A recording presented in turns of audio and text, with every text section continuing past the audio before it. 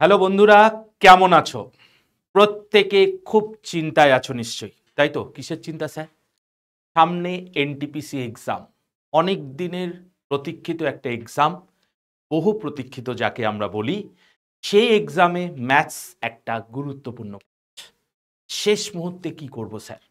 আর তো মাত্র কয়েকটা দিন বাকি। আমি তোমাদের ডিটেলসে বলবো, খুব ছোট্ট ভিডিওতে আমি বলবো। প্রচুর অঙ্ক আমি দেখাবো না এখানে। দেখানোর অঙ্ক দেখাচ্ছি না এই কারণে, কারণ এটা কিন্তু আমি শুধুমাত্র একটা স্ট্র্যাটেজি ভিডিও হিসেবে তোমাদের কাছে তুলে ধরছি যে কি হওয়া উচিত, কি ভাবনা চিন্তা করা উচিত, কোন চ্যাপ্টার, কোন কোন জিনিস মাথায় রেখে পরীক্ষায় যাওয়া উচিত, কোন কোন ক্ষেত্রে কি জিনিস, কি ইম্পর্টেন্স, কি স্ট্র্যাটেজি তোমাকে বাকিদের থেকে একটু হলেও আলাদা করতে পারে। আর কোনো একটা চ্যাপ্টারের পার্টিকুলার একটা টপিক আমরা অনেক সময় মিস করে যাই, সেরকমও যাতে মিস না হয় সেটাও কিন্তু মাথায় রেখে প্রিপারেশন নিতে হবে। তো দেখতেই পাচ্ছ স্লাইডে কি বলছে, অঙ্ক কি সত্যিই কঠিন?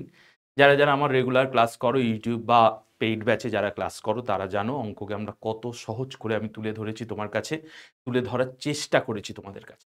যাই হোক, ভিডিওটাতে last minute strategy, RRB NTPC, railway recruitment board NTPC exam, যেখানে ফুল মার্কস পেতে হলে ম্যাথসে, অবশ্যই অঙ্কে ফুল মার্কস পেতে হলে কি কি করতে হবে, কি কি ভাবনা চিন্তার দরকার, কোন কোন চ্যাপ্টারগুলোতে তুমি বেশি গুরুত্ব দেবে, অ্যাডভান্স ম্যাথ কিভাবে ফেস করবে, ডিটেলসে চলো আসি আমরা একটু আলোচনায়। দেখো কিভাবে অঙ্কে ভালো স্কোর করবে। দেখো, পরীক্ষা ভালো করতে গেলে অঙ্ক, জিআই এগুলোতে ভালো করতেই হবে তোমার, কারণ এগুলো বেশিরভাগ ছেলে মেয়ে ভালো করবে। তোমাকে কি করতে হবে? ফুল মার্কস পেতে।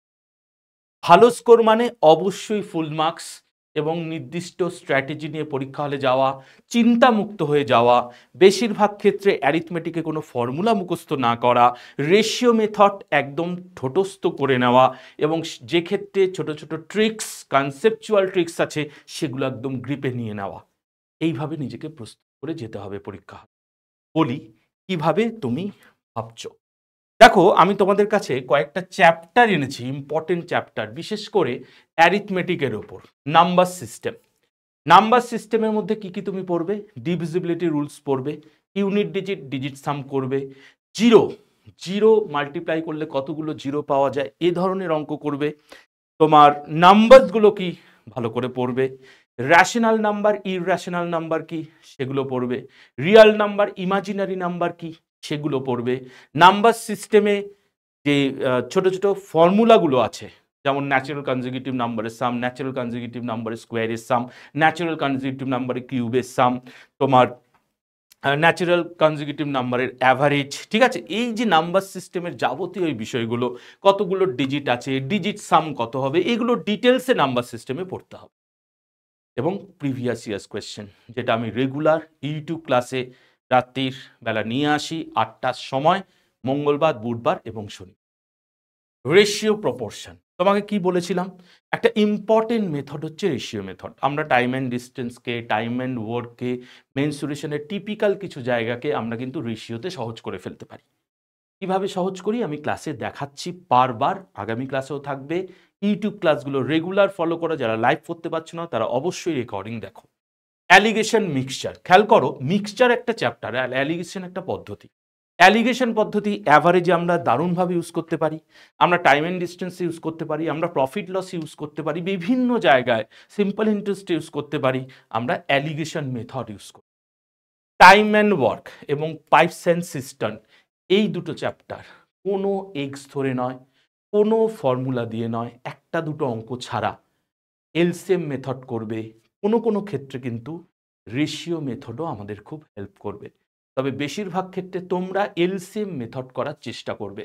এলসিএম মেথডে কিন্তু অঙ্ক অনেক সহজ হয়ে যায়, ছোট ছোট যে টুইস্ট অঙ্কে থাকে সেটা কিন্তু তুমি দারুণভাবে হ্যান্ডেল করতে পারবে যদি এলসিএম মেথডটা মাথায় রাখো।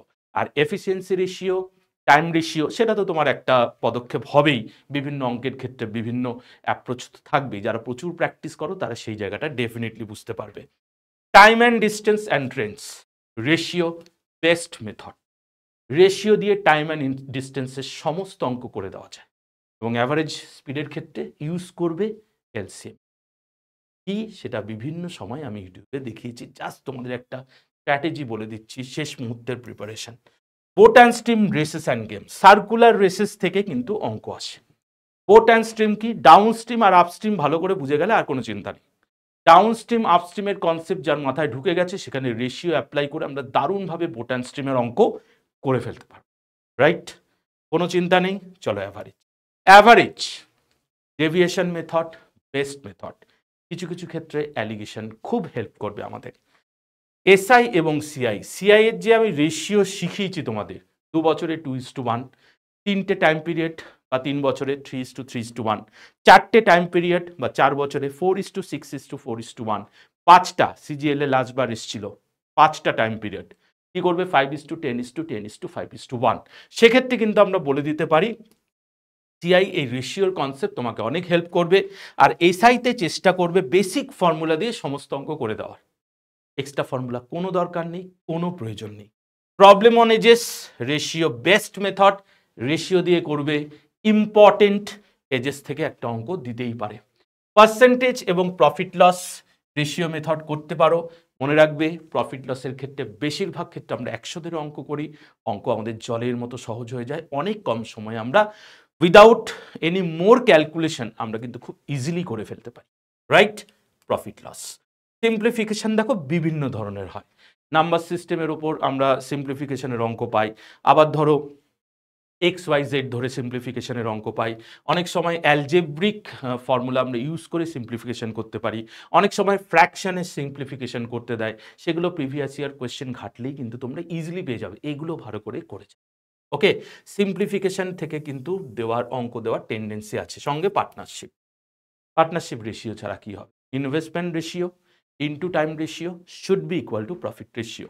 আর যেখানে টাইম মেনশন থাকবে না বা টাইমটা ইকুয়াল বলবে, ইনভেস্টমেন্ট রেশিও যা হবে প্রফিট রেশিও তাই হবে। এই হচ্ছে অ্যারিথমেটিকের পার্ট, এগুলো তুমি ভালো মতো করে যাও। এসসিএফ এলসিএমটাও করবে, এসসিএফ এর শর্টকাট প্রসেস, এলসিএম এর শর্টকাট প্রসেস তো আমি বিভিন্ন সময় বলেছি, বারবার দেখতে দেখতে বিষয়গুলো গ্রিপে চলে এসছে, নিশ্চয়ই তোমাদের না আসলে এখনও দেখতে পারো, শেষ মুহূর্তে প্রসেসগুলো খুব সহজ, শেষ মুহূর্তে দেখলেও তোমাদের অনেকটা হেল্প হবে। মেনসুরেশন 2D 3D ভালো করে, 2Dর কিন্তু বেশ ঘুরিয়ে ফিরিয়ে অঙ্ক দেয়, 3Dতে বেশিরভাগ ক্ষেত্রে স্ট্রেট ফরওয়ার্ড অঙ্ক আসে। ফর্মুলা বেসড চ্যাপ্টার, ফর্মুলা ভাই তোমাদের, আমার ছোট ভাই বোন, ফর্মুলা কিন্তু তোমাকে মাথায় নিয়ে এগোতে হবে, কোনো উপায় নেই। তবে অনেক ক্ষেত্রে রেশিও কিন্তু 3Dতে থাকে এবং সেখানে অনেক অঙ্ক হালকা হয়ে যায়, সহজ হয়ে যায়, অনেকটা টাইম কিন্তু আমরা বাঁচিয়ে নিতে পারি। ঠিক আছে, অ্যালজেব্রা আমরা চলে আসবো। অ্যালজেব্রার বিভিন্ন ফর্মুলা, যেখানে আমরা কিন্তু কি করব, অ্যালজেব্রাকে ফর্মুলা দিয়ে করতে তো তুমি পারোই, তাতে কোনো সমস্যা নেই, কিন্তু অনেক সময় ভ্যালু পুটিং মেথড আমাদের কিন্তু অনেকটা হেল্প করে। ভ্যালু পুটিং তুমি কোনখানে করবে? যেখানে দেখবে এমন কিছু ডেটা আছে যেটা তোমার কাছে যদি ক্যালকুলেশনের মধ্যে দিয়ে যাও, তোমার কাছে কিন্তু পরীক্ষা হলে শেষ করার মতো সময় বা উপায় নেই, তখন ভ্যালু পুটিং মেথড তোমাদের অনেকটা হেল্প করবে। জিওমেট্রি, বুঝতেই পারছো, জিওমেট্রিতে বিভিন্ন থিওরেমগুলো যেগুলো তুমি ছোটবেলায় পড়েছো, সেগুলোর অ্যাপ্লিকেশন বিভিন্ন সময় থাকে, এবং যে রাইডার বা এক্সট্রাগুলো অ্যাভয়েড করেছো সেগুলোর ওপর কিন্তু প্রশ্ন আসার প্রবণতা থাকে। মাধ্যমিকের বইটা একবার দেখতে পারো, জাস্ট দেখা, আমি তোমাদের প্র্যাকটিস করিয়েছি প্রচুর, সেগুলো নিয়ে একবার করতে পারো। ওকে, কোঅর্ডিনেট জিওমেট্রি 9-10-এ ঢুকিয়ে দিয়েছে, একদম বেসিক থেকে করতে পারো। অনেক সময় কোঅর্ডিনেট জিওমেট্রি থেকে সান্ত্বনা পুরস্কার হিসেবে কোয়েশ্চেন আসে, তোমাকে হঠাৎ বের করতে দেয় ডিস্টেন্স বিটুইন 2 পয়েন্টস, বের করতে দিল কোঅর্ডিনেট অফ সেন্ট্রয়েড, বের করতে দিল 3টে ট্রায়াঙ্গেলের শীর্ষবিন্দু দেওয়া আছে, 3টে শীর্ষবিন্দু দেওয়া আছে একটা ট্রায়াঙ্গেলের, এরিয়া বার করতে দিল। সব দেখো আমি করিয়েছি তোমাদের বিভিন্ন সময় বিভিন্নভাবে, পেইড ব্যাচ এবং ইউটিউব ফ্রি ক্লাসে আমি দারুণভাবে করিয়েছি। স্ট্যাটিস্টিক্স অ্যাভয়েড করার কোনো জায়গা নেই, মিন মোড শিখতেই হবে, খুব সহজ। মিন অ্যাভারেজ ছাড়া কিছু নয়, যাকে আমরা গড় বলছি। মিডিয়ান হচ্ছে মধ্যক, অ্যারেঞ্জ করো তোমার অ্যাসেন্ডিং অথবা তোমার অ্যাসেন্ডিং অথবা ডিসেন্ডিং অর্ডারে, সেখানে তুমি দেখবে মাঝখানে যে আছে যে মধ্যমানটা, এটাই মধ্যক বা, বোঝা গেল? মোড, মোড কি জিনিস? অ্যারেঞ্জমেন্ট করা আছে যেটা বেশিরভাগ যাক ফ্রিকোয়েন্সি সব থেকে বেশি, সেই মোড, আর সঙ্গে গ্রুপ ডেটার মোড আর মিডিয়ানের আলাদা ফর্মুলা তোমাদের বলেছি, একটু বড় ফর্মুলা, ফর্মুলাটা একটু কষ্ট করে মুখস্থ করতে হবে, যদি দেয় আরআরবি গ্রুপ ডি থেকে শুরু করে এনটিপিসি সমস্ত পরীক্ষায় আসছে, আসলে আসবে, তুমি শিখে যাচ্ছ, কি সমস্যা? স্ট্যাটিস্টিক্সে কিন্তু এই জিনিসগুলো মাথায় রাখতে হবে। স্ট্যাটিস্টিক্সে যেটা থেকে অঙ্ক আসতেই পারে সেটা হচ্ছে mode equal to 3 into median minus 2 into, একদম বেসিক ফর্মুলা, এখান থেকে কিন্তু অঙ্ক অনেক। Mode equal to 3 median minus 2 mean. Okay, trigonometry, basic trigonometry, সঙ্গে কম্পাউন্ড অ্যাঙ্গেলের ফর্মুলা থেকে অঙ্ক আসে, মাল্টিপল অ্যাঙ্গেলের ফর্মুলা থেকে অঙ্ক আসে। দেখে যাও না একবার, কি আছে? কিছুই তো নেই।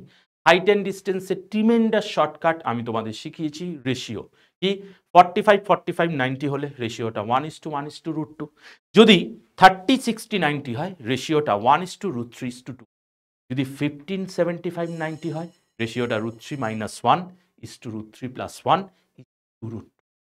এই তিনটে থেকেই বেশিরভাগ আসে হাইট অ্যান্ড ডিস্টেন্সে। এই রেশিওগুলো তুমি যদি অ্যাঙ্গেল ওয়াইজ ব্যবহার করো দেখবে খুব সহজে আনসার চলে আসছে। ট্যান, কস, কট, কোসেক, সাইন এসব সবসময় ব্যবহার করতেই হবে, তার কোনো মানে। ঠিক আছে, হয়ে গেল ট্রিগোনোমেট্রি। আরেকটা বিষয়, অ্যালজেব্রাতে কিন্তু কোয়াড্রেটিক ইকুয়েশন থেকে প্রশ্ন আসে। অ্যালজেব্রায় মনে পড়ে গেল, অ্যালজেব্রায় কোয়াড্রেটিক ইকুয়েশন থেকে প্রশ্ন আসে। কোয়াড্রেটিক ইকুয়েশনে nature of roots, some of roots, product of roots, সেক্ষেত্রে তোমার অনেক সময় বলতে পারে যদি রুটস আর ইকুয়াল হয় সেক্ষেত্রে কে এর মান কত, তুমি b² - 4 = 0 ধরে করে নিলে।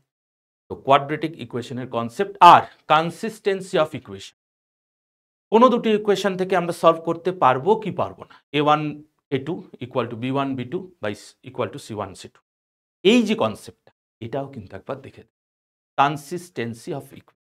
ঠিক আছে, AP GP, arithmetic progression and geometric progression, কি ভাববে? সমান্তর প্রগতি, গুণোত্তর প্রগতি, এটাতে কমন রেশিও, তোমার কমন ডিফারেন্স থাকে। এপিতে সমান্তর প্রগতিতে কমন ডিফারেন্স থাকে, আর জিপিতে কমন রেশিও। ফর্মুলাগুলো একবার দেখে যাবে, ফর্মুলা বেসড হয় একদম। ফর্মুলা যদি ক্লিয়ার থাকে, ধরতে যদি পারো, অনেক সময় ফর্মুলাও ইউজ করতে হয় না, খুব ইজিলি করে। পারমুটেশন কম্বিনেশন আমাদের কিন্তু সমস্যার জায়গা, শুধু এইটুকু জেনে নাও, পারমুটেশন হচ্ছে অ্যারেঞ্জমেন্ট, সিলেকশন করে অ্যারেঞ্জমেন্ট, আর কম্বিনেশন হচ্ছে সিলেকশন। এইটা জানতে হবে, এই কনসেপ্টটা, সঙ্গে ফর্মুলাগুলো এনসিআর এনপিআর এর ফর্মুলা জানতে হবে, এদের রিলেশন জানতে হবে। কোন অঙ্কগুলো ভালো করে করবে, যেখানে দেখবে একটা ওয়ার্ড দিয়ে বলে ভাওয়েলস আর অলওয়েজ একসঙ্গে থাকবে, কতগুলো হতে পারে তোমার অ্যারেঞ্জমেন্ট? ভাওয়েলসগুলো কোনো সময় একসঙ্গে থাকবে না, কতগুলো অ্যারেঞ্জমেন্ট হতে পারে? লেটার দিয়ে দিতে পারে, ডিজিট দিয়ে দিতে পারে, এই 4-5টা ডিজিট দিয়ে বললো কত রকমভাবে সাজানো যায়, কোনো রকম রিপিটিশন অ্যালাউ না করে।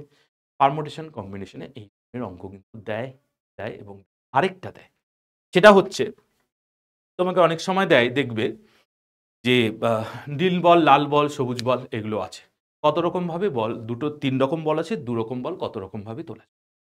কম্বিনেশনের কনসেপ্ট, হ্যান্ডশেকের অঙ্ক আসে, কম্বিনেশনের concept, diagonal, number of diagonals বার করতে দেয়, কম্বিনেশনের কনসেপ্ট। এগুলো একটু মাথায় রেখে পারমুটেশন কম্বিনেশন করো। আর যদি কম্বিনেশনের কনসেপ্ট ঠিকঠাক থেকে থাকে, প্রবাবিলিটি কিন্তু খুব ইজি।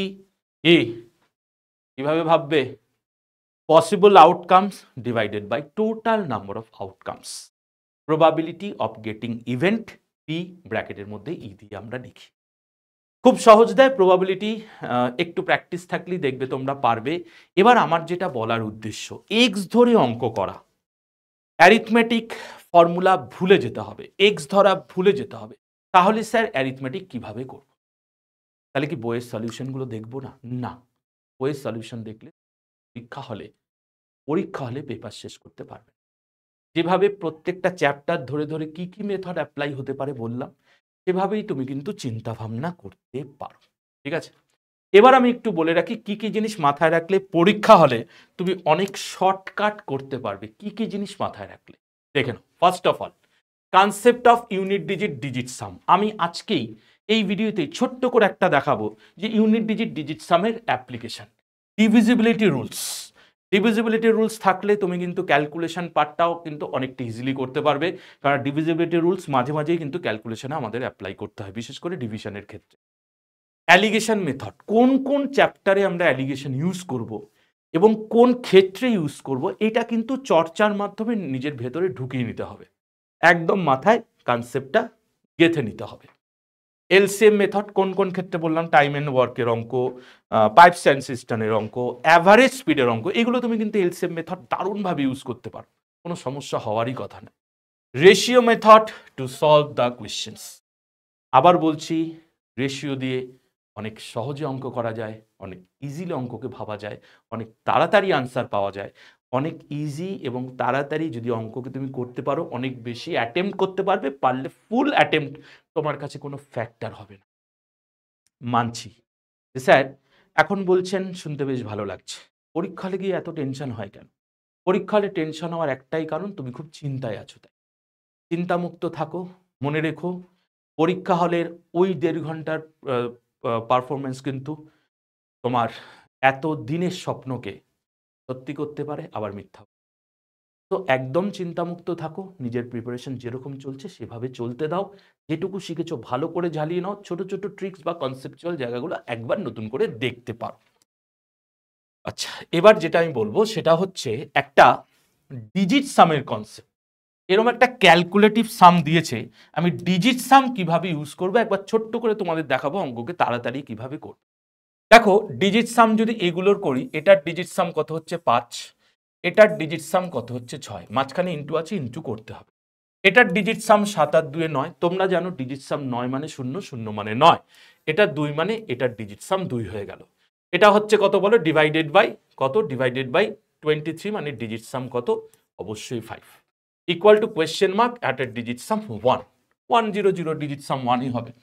সেক্ষেত্রে দেখো এটাকে আমরা কি করছি, ওপর নিচে 2 দিয়ে গুণ করছি।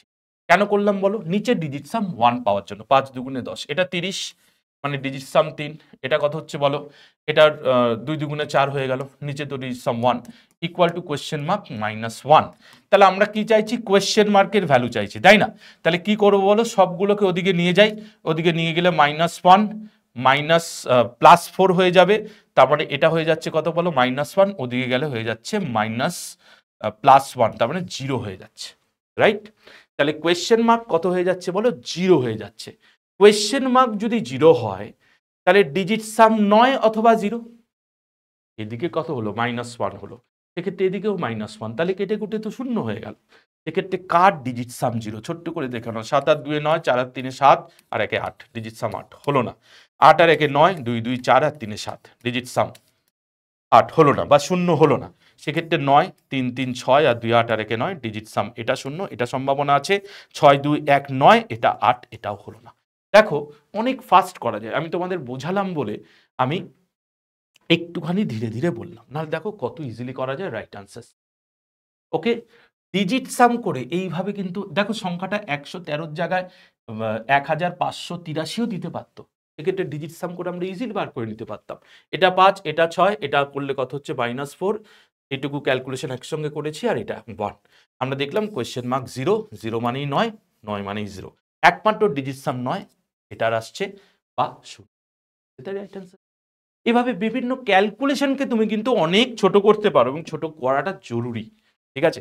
যেমন তোমাদের যদি ইউনিট ডিজিট বার করতে দেয়, কি করবে তুমি, 137 টু দি পাওয়ার, পাওয়ারের পাওয়ার মানে আমরা কি করে ফেলি, গুণ করে ফেলি, গুণ করলাম, ইজিলি করলাম, কোনো অসুবিধা নেই। কিন্তু এটা গুণ করতে গেলেই তোমার কি হয়ে যাবে, সময় অনেক বেশি লেগে যাবে। তাই তুমি মনে আছে 4 দিয়ে ভাগ করতে হতো লাস্ট পাওয়ারের লাস্ট দুটো ডিজিটকে, রিমাইন্ডার নিয়ে আমরা ইউনিট ডিজিট বার করতাম। তুমি দেখে নাও ইন্ডিভিজুয়ালি রিমাইন্ডার কত, এখান থেকে রিমাইন্ডার 1, এখান থেকে রিমাইন্ডার কত পাচ্ছে 3, মাঝখানে গুণ হচ্ছে, তাহলে আলটিমেটলি রিমাইন্ডার 3, 7 এর পাওয়ারে 3 নিয়ে নাও, 7 এর পাওয়ারে 3 মানে 343, কোনো প্রয়োজন নেই এই দুটো ডিজিট, রাইট আনসার 3 আমরা ইজি। এই যে কোন জায়গায় তুমি পিছিয়ে পড়তে, যদি এই 13 আর 47কে গুণ করে 4 দিয়ে ভাগ করতে, একটু হলেও পিছিয়ে কেন গুণ করার সময় নষ্ট করব, আলাদা করে রিমাইন্ডার দেখে নিলাম, রিমাইন্ডারগুলো মাল্টিপ্লাই করে দিলাম, এটাই আলটিমেটলি পাওয়ারে বসবে কার, সংখ্যাটার ইউনিট, কারণ এই দুটো ডিজিট আমাদের কোনো প্রয়োজন। এভাবে ভাবা যায়, অঙ্ককে সহজ করা যায়, প্রত্যেকটা ক্ষেত্রে করা যায়, তোমাকে এগুলো একটু শিখতে হবে। যেমন ধরো তোমরা অনেক সময় কি করো, এই অঙ্ক এক্স ধরে করো, ফর্মুলা দিয়ে করো, দেখো আমরা নিমেষে এই অঙ্ক করে ফেলতে পারি কিভাবে। বলছে 12টা আর্টিকেল সেল করে 4% লস, তার মানে 96-এ বিক্রি, 100 জিনিস 4 লস করলে 96-তে বিক্রি হয়। কতগুলো বিক্রি করতে হবে 1 টাকায় যাতে 44% প্রফিট হয়, তার মানে 144 হয়। সেক্ষেত্রে তুমি দেখো আমরা এটাকে কি বলছি, এটা নিশ্চয়ই প্রাইস রেশিও, তাই না? কাটাকুটি করি, কত দিয়ে কাটবে বলো, 8 12 দিয়ে কাটো 8, 12 দিয়ে কাটো 12, কি পেলাম প্রাইস রেশিও। কোয়ান্টিটি রেশিও কি হবে, জাস্ট রিভার্স হয়, তোমরা সবাই জানো কোয়ান্টিটি রেশিও। দেখো তাহলে 12টা যদি সেল করে থাকে প্রথম ক্ষেত্রে 4% লস হয়, কটা সেল করলে 44% প্রফিট হবে, দেখো এত ইজিলি করা যায়, এত ইজিলি ভাবা যায়, সেখানে কেন আমি এক্স ধরবো বা ফর্মুলা নিয়ে করব, বোঝা গেল? এই ভাবনাগুলো একটু মাথায় রাখ। আর অ্যাডভান্স ম্যাথ যেটুকু শিখেছো একটু প্র্যাকটিস করো। অ্যাডভান্স পেতে অনেক নতুন নতুন জিনিস আছে, চর্চা করতে গিয়ে তুমি দেখবে নিজেও কিছু ভাবনা চিন্তা করতে পারছো। মানে অ্যাডভান্স ম্যাথে ফর্মুলা থেকে ছোট ছোট জিনিস আমরা পাই, যেগুলো পরীক্ষা হলে অনেকটা হেল্প করে। তার জন্য কিন্তু বাড়িতে চর্চার প্রয়োজন। এবং আমার ইউটিউব ক্লাস শনিবার, মঙ্গলবার এবং বুধবার রাত্রি ঠিক 8টার সময় আমি এই জিনিসগুলোই দেখাই। এটা কিন্তু মাথায় রেখে তোমাকে প্রিপারেশন, ঠিক আছে? বোঝা গেল কনসেপ্টগুলো ক্লিয়ার? এবার তুমি যদি বলো স্যার অ্যাডভান্স ম্যাথের যদি একটা দুটো কিছু বলেন, দেখো অ্যাডভান্স ম্যাথে একটা ছোট্ট জিনিস বলি, একটা ছোট্ট জিনিস দেখে নাও, বুঝতে পারবে কত ডিপে পড়াশোনা করা উচিত, কতখানি ডিপে ভাবা উচিত। যদি একটা ইকুইল্যাটারাল ট্রায়াঙ্গেল নিই, এর মিডিয়ানগুলো যেখানে মিট করে তাকে কি বলে, সেন্ট্রয়েড। সঙ্গে সঙ্গে জেনে নাও মিডিয়ানগুলোর মিড পয়েন্ট হয় সেন্ট্রয়েড, তাহলে পারপেন্ডিকুলারগুলোর মিড পয়েন্ট কি, মিডিয়ানগুলোর মিড পয়েন্ট হয়ে যায় তোমার সেন্ট্রয়েড। তাহলে পারপেন্ডিকুলারগুলোর মিড পয়েন্ট কি হবে, পারপেন্ডিকুলারগুলো যেখানে মিট করবে, পারপেন্ডিকুলার যেখানে মিট করবে তাকে কি বলবো, তাকে আমরা বলবো অর্থ সেন্টার, অর্থ সেন্টার, ঠিক আছে? আবার যদি বলে ইন সেন্টারগুলো, মানে ইন রেডিয়াস যেটাখানে পাই আমরা, মানে তোমাকে যেটা বলতে চাইছি যে অ্যাঙ্গেল বাইসেক্টরগুলো যেখানে মিট করে, অ্যাঙ্গেল বাইসেক্টরগুলো যেখানে মিট করে, অ্যাঙ্গেল বাইসেক্টর মানে কোনগুলো, এই যে অ্যাঙ্গেল বাইসেক্টর যেখানে মিট করে তাকে কি বলছে, অ্যাঙ্গেল বাইসেক্টর যেখানে মিট করে তাকে বলে ইন সেন্টার। এগুলো তো জানতে হবে, এগুলো তো একটু ডিটেলসে ভাবতে হবে, নাহলে তুমি কি করে পারবে। যদি বলে সাইড বাইসেক্টর, যদি বলে সাইড বাইসেক্টরগুলো যেখানে মিট করছে তাকে আমরা কি বলবো, তাকে আমরা বলবো সার্কামসেন্ট। সার্কামসেন্ট, তোমার সার্কামসেন্টের বাংলা হচ্ছে পরিকেন্দ্র, এটা হচ্ছে অন্তঃকেন্দ্র, এটা হচ্ছে লম্ববিন্দু, সেন্ট্রয়েড হচ্ছে মরকেল। এই যে এতটা ডিপে পড়লে কি হবে, তোমার এখান থেকে যে কোনো প্রশ্ন তুমি করতে পারবে। সেক্ষেত্রে একটা এক্সাম্পল দিলাম, জাস্ট কিছুই না, মিডিয়ানগুলো যেখানে মিট করে তাকে আমরা কি বললাম, সেন্ট্রয়েড। সেন্ট্রয়েডে কিন্তু মিডিয়ানগুলো 2:1 রেশিওতে ডিভাইড হয়। 1 রেশিওটাকে রেডিয়াস করে ড্র করলে সার্কেল, 2 রেশিওটাকে রেডিয়াস করে ড্র করলে কিন্তু সার্কাম সার্কেল পাবো। ইন সার্কেল আর সার্কাম সার্কেল আমরা ইজিলি এখান থেকে পেতে পারি। তো এইভাবে তুমি যদি প্রিপারেশন নিতে থাকো, দেখবে অনেকটা ইজিলি কিন্তু তোমার শেষ মুহূর্তের ম্যাথসের সমস্যাগুলো মিটে যাবে এবং প্রচুর ফাস্ট তুমি করতে পারছো। একটু মাথায় রেখো কোন চ্যাপ্টার কিভাবে ভাবলে সহজে হবে। আমি কিন্তু বললাম পুরো অ্যাডভান্স ম্যাথের কিছু কিছু জায়গা বললাম, টুকটাক জায়গাগুলো যেগুলো কিন্তু তোমাকে একটু হেল্প করবে। শেষ মুহূর্তে আশা করি নিজের ওপর একটা আত্মবিশ্বাস আসবে। কোনো রকম সমস্যা হলে উইদাউট এনি হেজিটেশন আমার কাছে রিচ করতে পারো। কোনো রকম সমস্যার জায়গা থাকলে আমাকে বলতে পারো, মেসেজ করতে পারো, ভিডিওটার নিচে কমেন্ট করতে পারো যে তোমাদের কোন কোন বিষয়গুলো দরকার। শেষ মুহূর্তে আমি দেখব তোমাদের কাছে যদি পৌঁছানো যায় এই ধরনের অঙ্কগুলো কাছে তুলে, ঠিক আছে? একদম চিন্তা করো না, নিশ্চিন্তে পরীক্ষা হলে যাও। ম্যাথস ইম্পর্টেন্ট পার্ট, সেন্ট্রালের এক্সাম, এনটিপিসি, শুধু অ্যারিথমেটিক দিয়ে হবে না, অ্যাডভান্স ম্যাথটাও কিন্তু ভালো মতো চর্চা করে যেতে হবে। শেষ মুহূর্তে একদম চিন্তা ভাবনা করবে না বেশি, যেটুকু প্র্যাকটিস করেছো ঝালিয়ে নাও, নিজেকে প্রস্তুত করে নাও, দেখবে পরীক্ষা খুব ভালো হলো। সবাইকে অনেক অনেক শুভেচ্ছা আপকামিং এনটিপিসি এক্সামের জন্য। আশা করি খুব খুব ভালো হবে। আমার ইউটিউব ক্লাসগুলো করতে থাকো রেগুলার, মঙ্গল, বুধ এবং শনিবার ঠিক রাত্রি 8টার সময়। আশা করি তোমাদের অনেকটাই হেল্প করতে পারবো এবং শেষ মুহূর্তে যে জায়গাগুলো ফাঁক ফোকরগুলো রয়ে গেছে তুমি সেই জায়গাগুলো মিটিয়ে নিতে পারবে। ভালো থেকো সবাই, সুস্থ থাকো, সাবধানে থাকো, পরীক্ষা ফাটাফাটি হবে। এই চিন্তাভাবনা নিয়ে পড়াশুনো করো, ভালো হবেই, হতেই হবে, স্বপ্ন পূরণ করতে হবে যে। ভালো থেকো সবাই।